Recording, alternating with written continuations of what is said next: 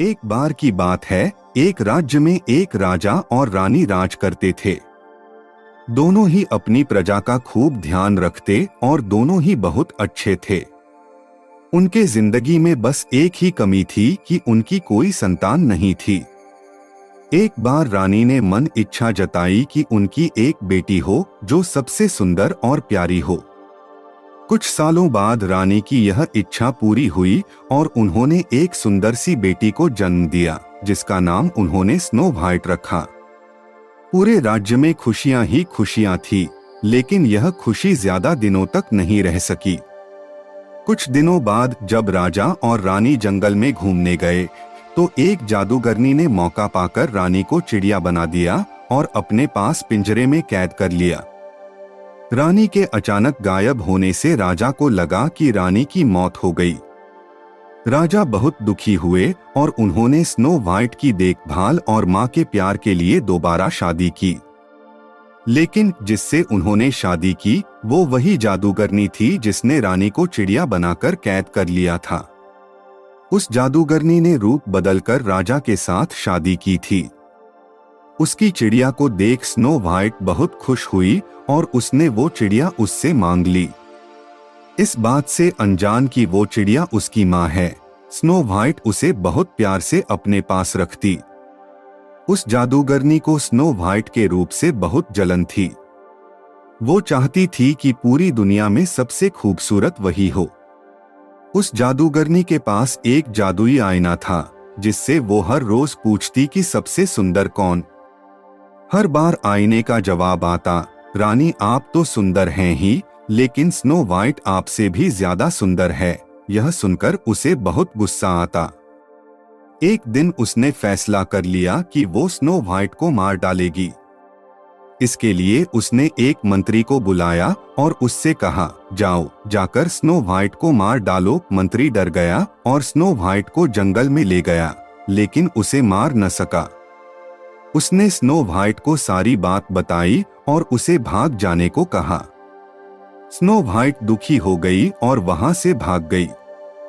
मंत्री ने वापस आकर झूठ बोल दिया कि उसने स्नो व्हाइट को मार दिया है। जादूगरनी रानी बहुत खुश हुई।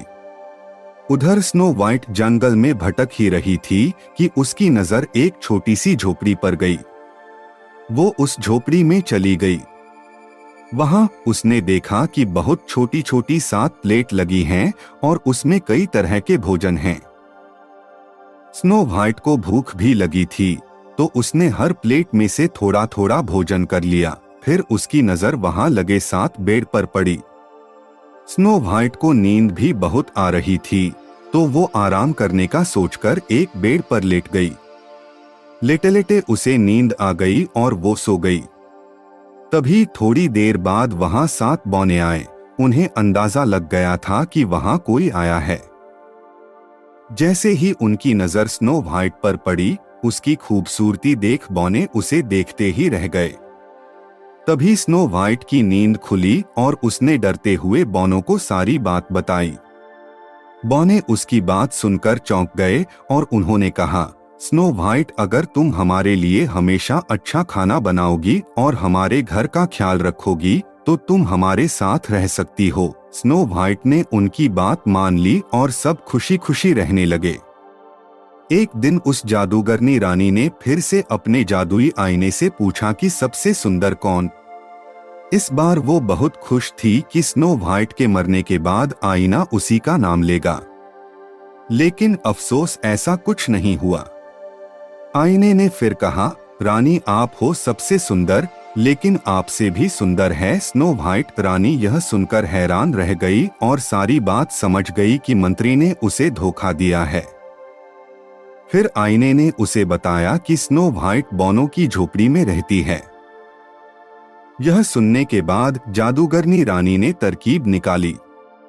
उसने जादू से जहरीला सेब बनाया और उसे स्नो व्हाइट को खिलाकर उसे हमेशा के लिए सुलाने का सोचा। वो अपना रूप बदलकर स्नो व्हाइट के पास पहुंची। उसने स्नो व्हाइट को सेब खरीदने को कहा और खरीदने से पहले उसे चखने के लिए वो जहरीला सेब दिया। स्नो व्हाइट उसे बूढ़ी औरत समझकर मना नहीं कर सकी और उसने वो जहरीला सेब चख लिया। सेब चखते ही स्नो व्हाइट की तबीयत बिगड़ने लगी और उसी बीच वो जादूगरनी अपने असली रूप में आ गई और स्नो व्हाइट के सामने हंसने लगी। स्नो व्हाइट अपनी सौतेली माँ को देख हैरान रह गई और गहरी नींद में चली गई। उसके कुछ देर बाद ही वहां बौने आए और स्नो व्हाइट को वहां पड़ा देख वो दुखी हो गए। उन्हें लगा स्नो व्हाइट उन्हें हमेशा के लिए छोड़कर चली गई।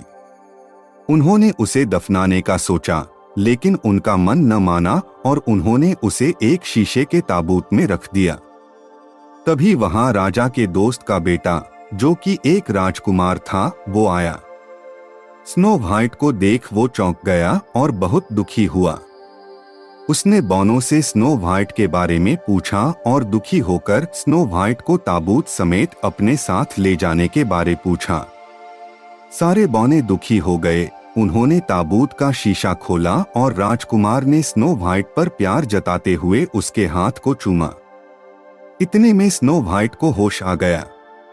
स्नो व्हाइट ने सबको अपने सामने देख सारी बात बताई। सब समझ गए कि जादूगरनी सौतेली माँ की वजह से ही ऐसा हुआ है। वो बौने जादूगर बनकर राजा के दरबार पहुंचे और उन्होंने कहा कि उन्हें पता है कि रानी को खूबसूरत बनने का शौक है। वो उन्हें बहुत खूबसूरत बना सकते हैं, लेकिन उन्हें उनके साथ चलना होगा। रानी और राजा उनके साथ चल पड़े और जैसे ही रानी पर सूरज की किरणें पड़ी, वो अपने जादूगरनी के रूप में आ गई। वहां स्नो व्हाइट और राजकुमार भी पहुंचे। स्नो व्हाइट को देख राजा खुश हो गए। उन्होंने राजा को सारी बात बता दी और फिर बौनों ने अपनी शक्ति से जादूगरनी के जादू को खत्म कर दिया। जादू खत्म होते ही चिड़िया बनी असली रानी अपने रूप में आ गई। राजा और स्नो व्हाइट रानी को देख बहुत खुश हुए और जादूगरनी को बंदी बनाने का आदेश दे दिया। इसके बाद राजा रानी ने स्नो व्हाइट और राजकुमार के विवाह का आयोजन किया और बौनों को तोहफे दिए। सभी खुशी खुशी रहने लगे। दोस्तों, इस कहानी से हमें ये सीख मिलती है कि बाहरी खूबसूरती से ज्यादा अंदर की खूबसूरती ज्यादा मायने रखती है। Moral stories in Hindi podcast को सुनते रहिए और अपने दोस्तों के साथ शेयर करना भी मत भूलिए। मिलते हैं अगली कहानी में, तब तक अपना और अपनों का ख्याल रखें। धन्यवाद।